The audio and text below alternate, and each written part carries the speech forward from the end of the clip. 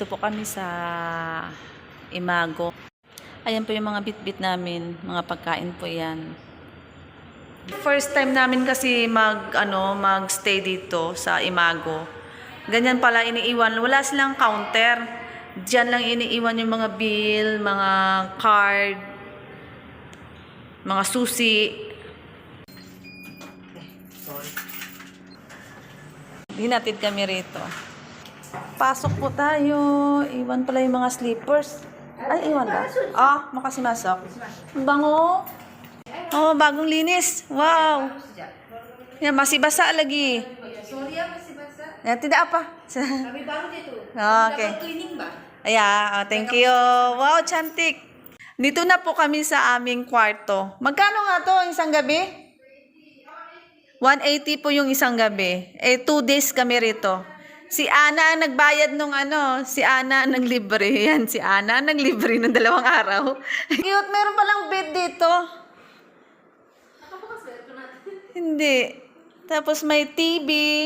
Ito yung view sa baba. Ayan. Ang dumi ng ng ilog.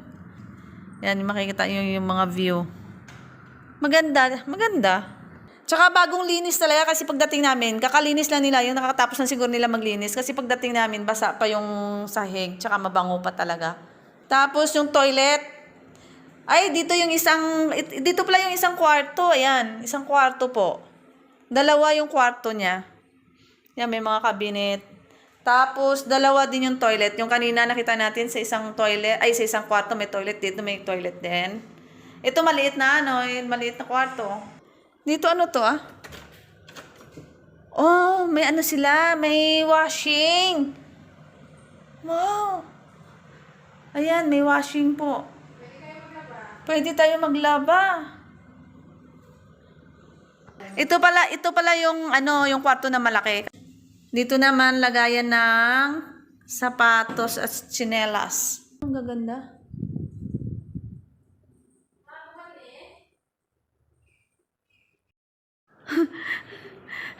Mali daw yung napasukan namin. 3rd floor pala to. Sa 8 pala kami. 8th floor pala kami. Pungtuwa pa naman ako kasi dito na tayo. Yung pala mali pala yung napasukan namin. Oh my God. Bit-bit na naman tayo. Mali yung card. Paano yung yung card na yun? Ibalik doon.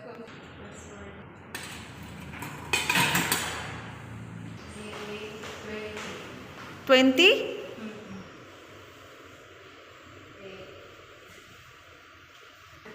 Andyan? Password niya. 5. May password po. Yeah. Ayan. Ayan yung sinisend lang ng owner yung password, mga information, kung paano kunin yung susi. May picturean niya, isisend niya doon sa may-ari. Walang counter, walang receptionist, wala kang mapagtanungan. PM na lang sa may-ari. Scan tapos pindutin yung kung anong floor. Diyan po yung parkingan. 16 doon, 9 to 16. Saan ba tayo? 8 tayo dito. Ay, 8 pala, may mga pa sila. May mga pa, yung talagang may gate pa yung Parang hospital man to. Style, no? Parang nakakatakot naman dito pag gabi. Hindi mo lakad siya ng lakad doon. Hahanap ng 8. 8:20. Ito, 8:25 to eh. 8:27. Ito, 26. Ito, ang hirap naman hanapin ito.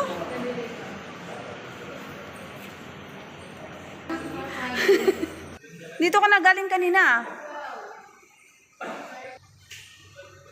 Ang hirap hanapin yung room. Dyan? My God, di pa mabuksan. Tapos may tao pala sa loob, Kasi nakalock yung sa loob. Binuksan. Ano ba to? Sigurado ka dito tayo? Kulang lang pala sa sa tulak. Ay, ito parang okay. Paano man? Parang to, no? Parang pang Islam talaga. No? Yung style niya. Yung mga decoration nila. Ayan. May susunduin po siya. Pero maganda dito kasi meron silang upuan dyan sa labas. Pwede tayong magkape sa umaga o hapon. Ayan, dapat pala may kape pala kami. Wala pala kami dalang kape. Ay, sabagay din naman ako nagkakape. Sila nagkakape. Hindi ko alam kung ano bibili nila mamaya. Hindi na ako nakapag-video kanina nang paalis kami kasi biglaan. Tapos nagluto pa ako kanina. Ito yung mga bit-bit namin. Yung lumpia, hindi ko na siya pinirito. Sabi ko dito na lang prituin para ma-crispy. Mag-ayos muna tayo ng mga natin. Dito ko na ilalagay yung mga pagkain. May sauce ng spaghetti. Ilagay ko na lang dito. Pwede naman initin kasi meron namang mga initan dyan. May mga kawali, may mga kaldero. Tsaka, pwede magprito. Spaghetti.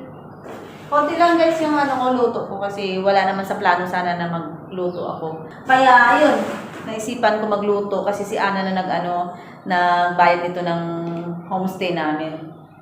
Dapat isang araw lang, kaso gusto niya pa magstay ng 2 araw, kaya nag-extend pa siya ng 1 araw. Ilalagay ko na lang lahat ito. Ito, bihon to. Bihon. Nagdala na rin ako nito. Isa lang kasi niluto ko. Pag naubos, kasi kung may natira pang sauce, pwede naman ako magluto ulit nito ng noodles. Spaghetti. Ay!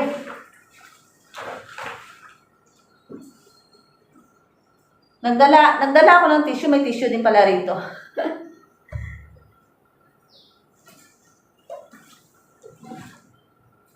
Ito naman, pininyang manok to. Yun lang yung ulam namin. Walang chicken o walang walang chicken. Chicken na nga tayo. Ibig ko sabihin, walang fried chicken. Ang gusto sana ni ate, adobo. Hindi naman ako perfect mong luto ng adobo.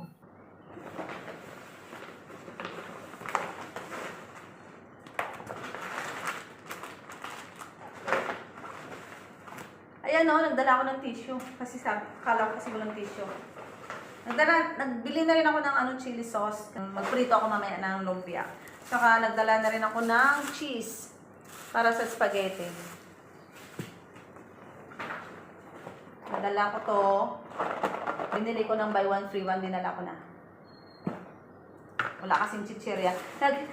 Nagdala pala kami ng bigas. Para sabi ko dito na lang sasaingin. Magsaing ako maya-maya. Ito po guys, lumpia. Ginawa ko kagabi. Ayan, magsaing muna ako para mamaya pagdating nila, kakain na lang sila.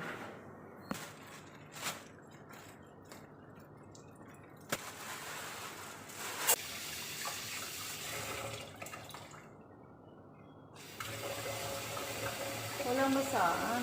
Dito tayo sa labas. Ang pinoproblema ko, pag nagprito ako, wala silang exhaust na para lumabas yung usok o yung amoy. Mangangamoy kami rito pag nagprito ako ng lumpia mamaya. Wala pa pala kaming mantika, walang tubig, walang ice. Hindi ko alam kung magiinom sila kasi ako hindi naman ako magiinom. Guys, binabad ko muna yung kutsara namin tsaka tinidor binabad sa mainit na tubig. Tapos nilaswahan ko to ng mainit na tubig yung mga plato namin bago gamitin.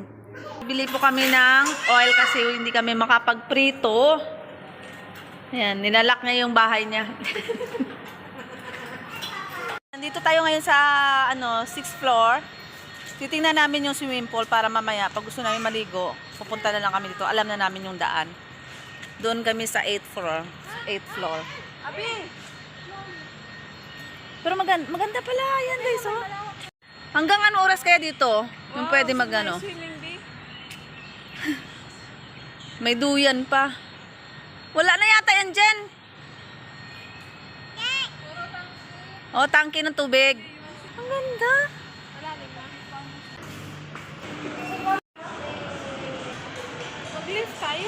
Sarado yung secret recipe. Hanap na lang tayo ng ibang brand ng cake. Walang plastic, kaya yan. Ganyan, dala-dala ko na ng buti, dalawa lang yung binili ko. Pag mga ganitong araw, pag hindi weekend, wala masyadong tao. Tingnan nyo, konti lang yung tao. Muna tayo dito sa mga pabango kasi paubos na yung pabango ko. Ito 3. Pwede siyang lotion, pwede siyang body wash, at saka perfume. Mamimili muna tayo rito. Tingin tayo dito ng mga cakes. Kasi sarado yung yung lagi namin binibilhan na secret recipe. Masarap yun eh. Masarap sana doon. Ito parang pambata naman to eh. Pero hanap tayo, makamalay mo. Ay magugustuhan tayo. Para masarap yata ito yung boy. Mahal pala, 200 plus. Ana, tsaka si yung kaibigan niya kasi nag-take out sila ng lamb chop. Ayan baka dyan meron. Mayroong cake kami nakita. Kaya pasok muna kami rito. Tingin muna kami ng cake kung magkano. Maliit lang, ha? Oo, maliit lang. Ayan Ito cute. Ano kaya yan? Cake, ate. Saan yung cheesecake? Sasarap ng mga Masarap yung cake. Ah. Sasarap ng mga Nag-order cake. ka na? Yes, ate. I buy cake, oh. Listen, cake yung masarap yun, may. Kan? Oo. Ano yan? 88. Anong 88? 85? 88? 88. Ano? Tiramisu cheesecake, 72. Oh, sasarap ng mga tinapay. Oh, lalaki. Ang daming tinapay.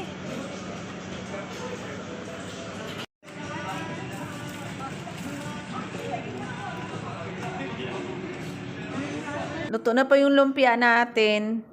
Kakain ako ng kanin. Tsaka naggawa si ng sausawa na yan. Sarap. Kain muna. Paano pala yung parkingan, ha? Pero pwede mag-parking na matagal. Ano sinasabi yung 45 minutes? Yung sa dito.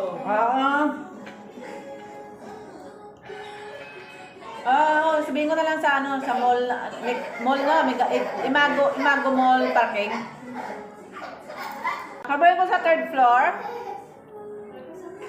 Ano? 3rd floor.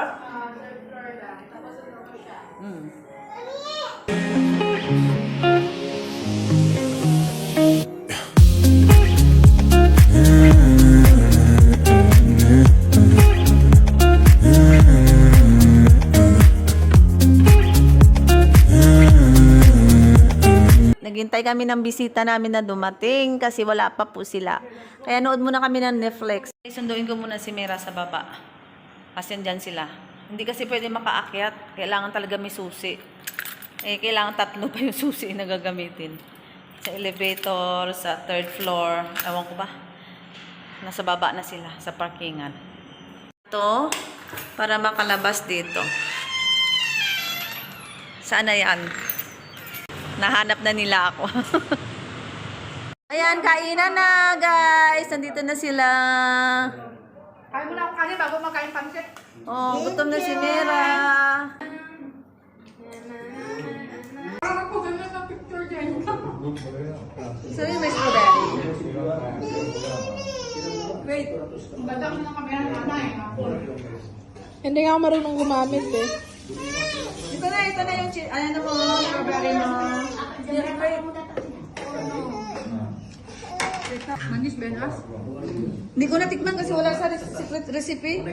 Ah, secret recipe ba yan? Hindi.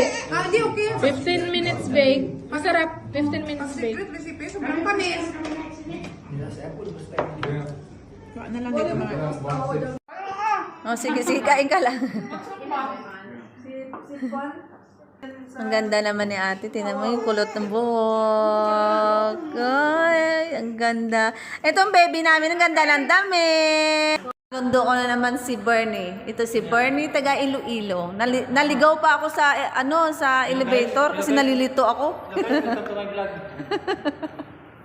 Time check, 10 o'clock. Tinan mo. Ako lang nag-init. Si Ana bagong ligo kasi isang araw siya walang ligo. Kahapon nga pa. Kagabi pa wala kang ligo. Makatila yung buhok niya kaya gusto niya na magligo. Tapos nakalimutan niya pa i-on yung heater. Ayan, naligo na malamig ang tubig. Hatid na namin si ate. Ayan, kasi pupunta pa sila sa Sapma. Sapma, yung parang Fishing Fort. Mag-date pa sila niya. Ang oras ay alas 12 na, guys. Antok na si ate. Nalilito. Naligaw. Tute! Tute!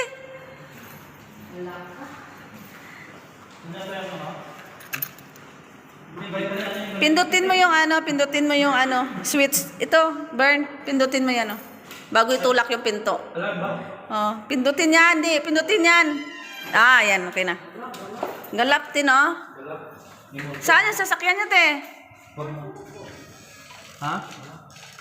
Ayun ba? Ayun. Hindi. Hatid namin muna kasi madilim dito. Oh. Diyan lang, oh, yung parking niya kanina. Kaya malapit lang.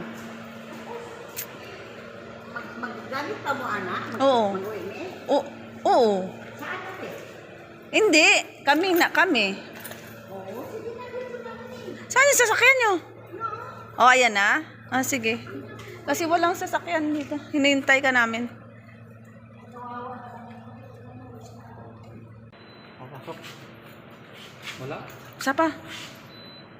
Uy. Mali. Okay. Guys, naligaw kami guys. Pag naligaw daw kami, balik tayo daw namin damit namin. Sinama ko na si Bernie nung hinatid namin si ate. Kasi natakot ako mag-isa. Walang katao-tao. Tapos tinitingnan ko kung may CCTV. Meron naman pero hindi lang yung mga CCTV. Tapos madilim doon sa parkingan. Di ba kita nyo naman, madilim. Eh, nung hinatid ko si Mera kanina, ako lang mag-isa. Ay, takot ako. Yung ininom nila. Hindi kasi ako uminom. Oo, kami na lang natira dito. Tsaka si Ana. Tsaka yung kanyang honey. Takpan ko para bukas pwede pang initin. Sayang. Ayaw mo itong ubusin, Bern? Busin mo na to.